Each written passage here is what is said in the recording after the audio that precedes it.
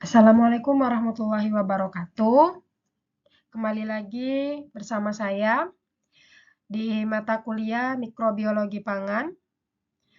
Pada pertemuan ini kita akan membahas tentang mikroba kerusakan pangan atau mikroba penyebab kerusakan pangan.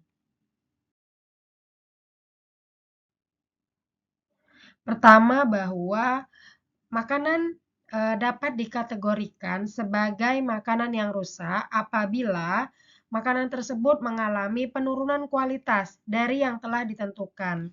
Kualitas seperti apa? Yang pertama, dia dapat merubah nilai organoleptik yang tidak dikehendaki. Contoh misalkan perubahan warna, kemudian menurunkan berat atau volume makanan tersebut, kemudian menurunkan nilai gizi, merubah bentuk dan susunan senyawa, serta dapat menghasilkan toksin yang membahayakan apabila dikonsumsi oleh manusia.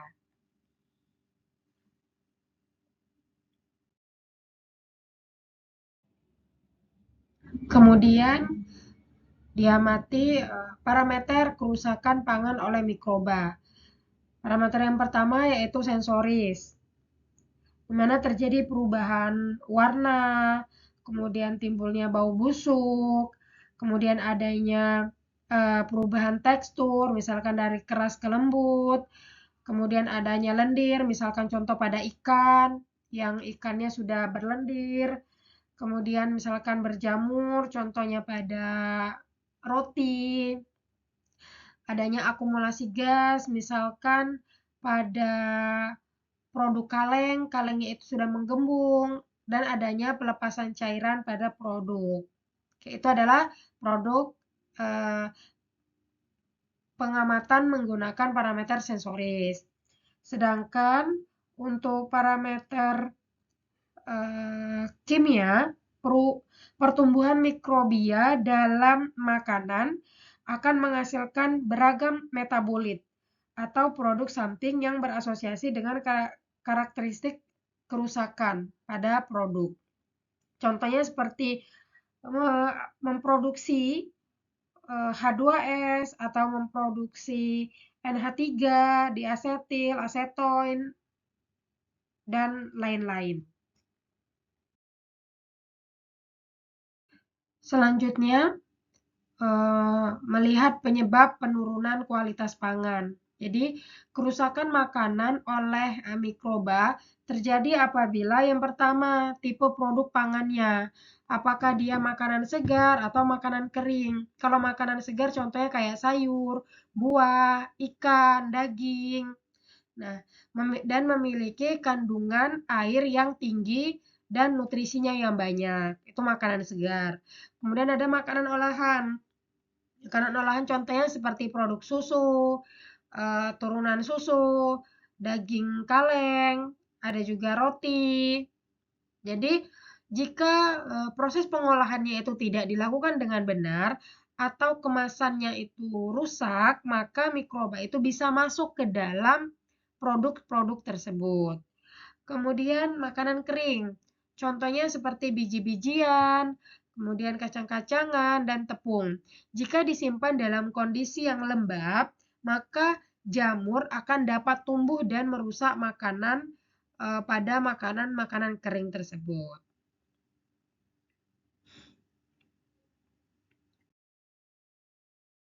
Oke, kemudian yang kedua, kontaminasi selama pemprosesan. Seperti peralatan yang tidak bersih. Itu dapat mengkontaminasi bahan yang digunakan dalam proses pembuatan pangan. Kemudian tangan yang tidak bersih.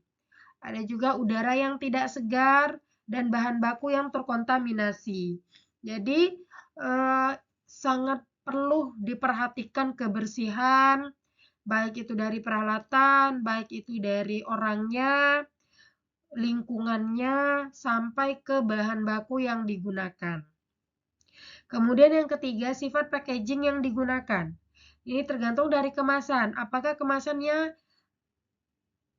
yang tidak kedap udara, kemasan yang kedap udara, kemudian kemasan yang rusak, ya, dan material kemasan. Tergantung juga material kemasan, karena ada material kemasan apabila terkena dengan produknya langsung, maka dia dapat bereaksi sehingga makanan yang ada di dalam kemasan tersebut itu terkontaminasi dan mengalami kerusakan. Nah, itulah penyebab dari penurunan kualitas pangan.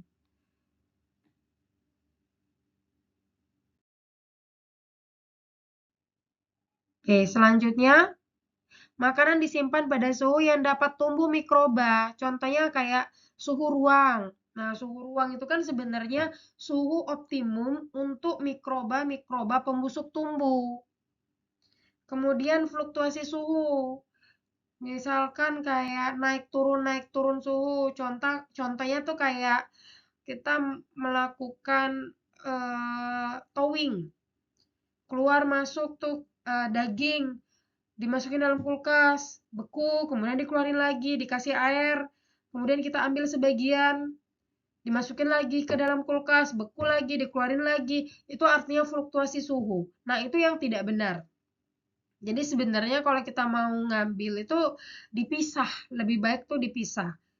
Pengambilan itu dipisah jadi tidak mengalami fluktuasi. Atau misalkan dalam proses perjalanan, produk tersebut dibawa yang awalnya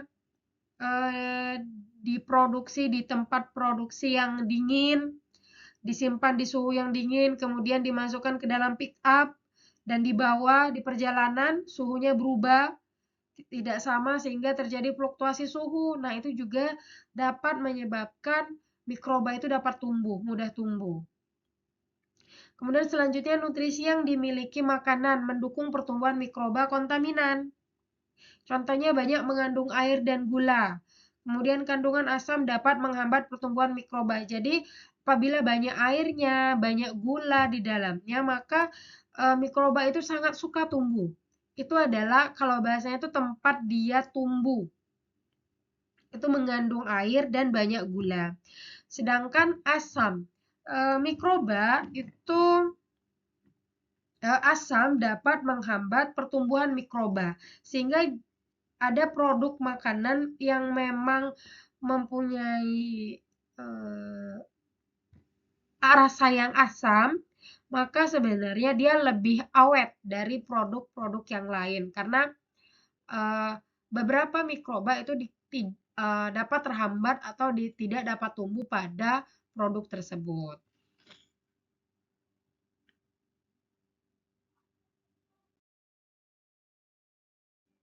Nah, kalau kita lihat ini adalah beberapa mikroba perusak pangan.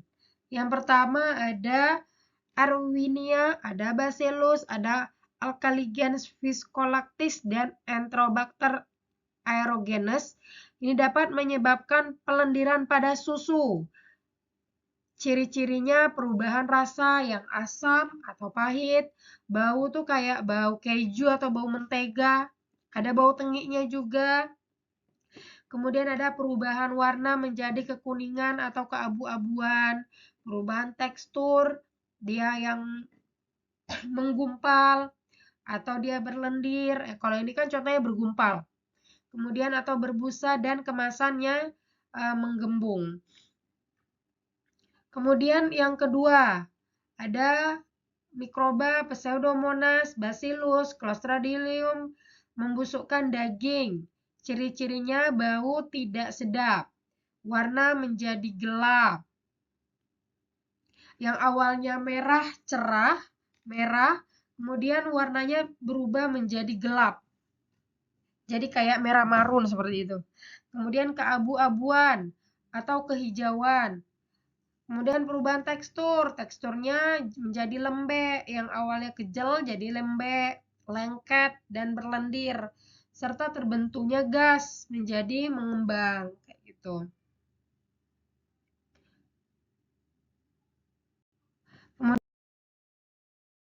Kemudian ada lagi, kalau ini pada telur, ada Pseudomonas, ada Salmonella, dan E. coli. Jadi mikroba ini dia dapat menembus pori-pori cangkang telur. Sebenarnya bukan dari dalam telurnya itu yang mengandung mikroba, tetapi dari luar mikrobanya itu, sehingga si mikroba ini dia menembus pori-pori si cangkang telur tadi, sehingga dia dapat masuk ke dalam telur, maka dia membusuk. Ciri-cirinya baunya tidak sedap, warnanya ada yang berubah warnanya menjadi hitam, ada yang agak hijau-hijauan menjadi hitam gitu. Kemudian dia juga mengeluarkan gas, dan kalau misalkan kita memberikan percobaan seperti itu, kita mengapungkan si telur ini di dalam air. Apakah dia mengapung, mengambang, atau dia tenggelam. Kalau dia mengapung, berarti itu telurnya busuk. Kemudian selanjutnya pada produk makanan atau minuman kaleng. Contohnya ini adalah Clostridium botulinum. Ini adalah mikroba yang dapat membuat produk makanan kaleng atau minuman kaleng itu busuk dan menghasilkan toksin. Jadi dia dapat menyebabkan penyakit apabila kita terkonsumsi oleh Clostridium botulinum ini. Ciri-cirinya yaitu produknya itu menggembung, kalengnya itu menggembung. Jadi jangan memilih produk yang dapat menggembung, jangan memilih produk kaleng yang sudah menggembung. Kemudian makanan menjadi asam dan aromanya sudah tidak sedap lagi.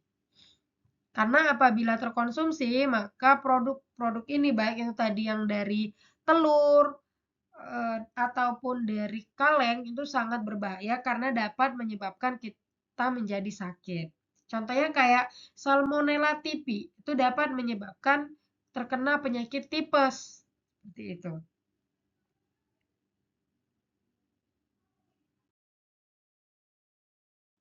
Nah, selanjutnya ada jamur. Yang umum ditemukan pada buah dan sayur busuk adalah Rhizopus, Penicillium, dan Botrytis. Jamur ini seringkali dia membentuk miselium berwarna putih atau abu-abu pada permukaan buah. Dapat dilihat dari gambar ini terlihat sekali ada jamur berwarna putih dan ini berwarna abu-abu. Dia dari putih berubah menjadi warna abu-abu. Ini ditumbuhi oleh jamur. Kemudian ada Aspergillus flavus dan Aspergillus parasitivus, di mana dia mampu memproduksi mikotoksin dan aflatoksin pada produk kacang-kacangan, biji-bijian, buah-buah kering. Ciri-cirinya perubahan warna, ada bercak-bercak, permukaannya berbulu, kacangnya berkeriput, baunya udah tidak sedap, teksturnya dia lembut, lunak gitu. Dan kacangnya itu terasa berpasir. Nah,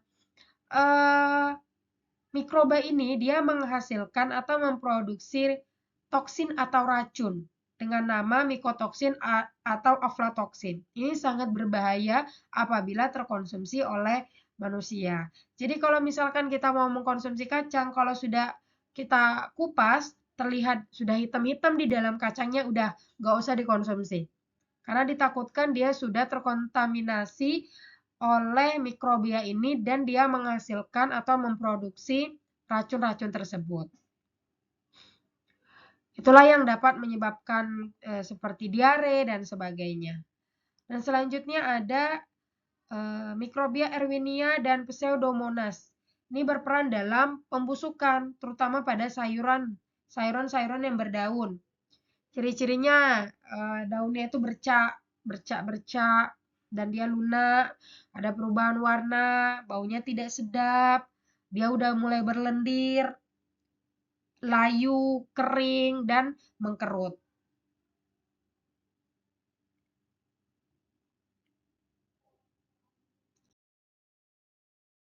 Nah, kemudian ada lagi, ini pada tempe bongkrek, ada Pseudomonas cocovenenans, Burkholderia gladioli, Patovar cocovenenans, menghasilkan racun berupa asam bongkrek dan toxoflavin pada tempe bongkrek. Ciri-cirinya baunya menyengat, kemudian warnanya menggelap, kemudian ada bercak-bercak, ada tekstur menjadi lebih lembek atau keras, dan rasanya itu rasa pahit. Nah, ini juga dia menghasilkan racun, yaitu toksoflavin dan asam bongkrek. Jadi kalau misalkan menemukan tempe bongkrek yang udah ada ciri-ciri pembusukan, jangan dikonsumsi karena itu berbahaya karena dia menghasilkan racun. Walaupun misalkan mikrobanya udah hilang, udah mati gitu ya, tetapi dia menghasilkan racun sehingga di tempe bongkrek itu dia tetap ada racunnya. Kemudian pada roti ada mukor. Ciri-cirinya dia berjamur, ya sangat terlihat ya jamurnya. Kemudian teksturnya lembut dan bau, dan terjadinya perubahan warna. Perubahannya itu menjadi lebih gelap, coklat atau kehitaman. Oke, inilah penjelasan tentang mikroba perusak pangan dan ciri-ciri dari pangan yang sudah rusak oleh mikroba. Semoga materi ini bermanfaat dan dapat diterapkan untuk tidak mengkonsumsi makanan-makanan yang sudah terkontaminasi oleh mikrobia. Oke, saya akhiri. Terima kasih. Wassalamualaikum warahmatullahi wabarakatuh.